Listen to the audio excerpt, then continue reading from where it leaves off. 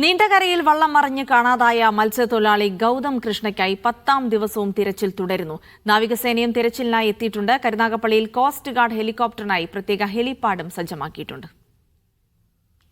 ഗൗതം കൃഷ്ണയെ കാണാതായി 10ാം ദിവസമാണ് നാവികസേനയുടെ INS കൽപ്പേനി എന്ന കപ്പൽ നീണ്ടകരയിലെത്തിയത്.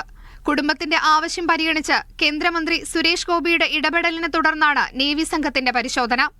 പ്രത്യേക ഡൈവിംഗ് സംഘവും സജ്ജമാണ്. നിലവിൽ നീണ്ടകരയിൽ നിന്നും 1 നോട്ടിക്കൽ മൈൽ അകലെയാണ് തിരച്ചിൽ നടത്തുന്നത്.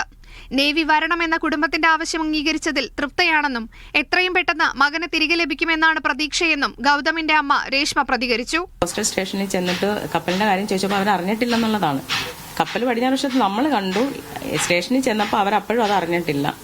ഇനി നമുക്കെല്ലാം എത്ര തല്ലിയാലും ഞാൻ നന്നാവില്ല അമ്മാവെന്ന് പറയുന്ന ഒരു രീതിയാണ് നമ്മള് ഗവൺമെന്റ് അടച്ചു പറയുവല്ല നമ്മുടെ ഉദ്യോഗസ്ഥരുടേത്. ജില്ലാ കളക്ടർ ആനി ജൂല തോമസ് ഗൗതമിന്റെ വീട് സന്ദർശിച്ചു. കരുനാഗപ്പള്ളി അമൃത വിശ്വവിദ്യാപീഠം ഗ്രൗണ്ടിൽ കോസ്റ്റ് ഗാർഡ് ഹെലികോപ്റ്ററിനായി പ്രത്യേക ഹെലിപാഡും നിർമ്മിച്ചിട്ടുണ്ട്. ഇന്ധനം നിറയ്ക്കാൻ ഇന്ത്യൻ ഓയിൽ കോർപ്പറേഷന്റെ സഹായവും ഉറപ്പാക്കി. കോസ്റ്റ് ഗാർഡിന്റെ ഹെലികോപ്റ്റർ ഇന്നലെ സെർച്ച് നടത്തിയെങ്കിലും അവർക്ക് കുറച്ച് ലിമിറ്റേഷൻസ് ഉണ്ട്.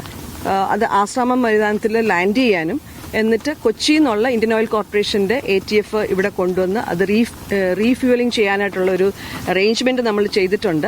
Marine enforcement, coastal police, life ഗാർഡുകൾ എന്നിവർ ഗൗതമിന്റെ ബന്ധുക്കളെ കൂടി ഉൾപ്പെടുത്തി തിരച്ചിൽ ഊർജിതമാക്കിയിട്ടുണ്ട്.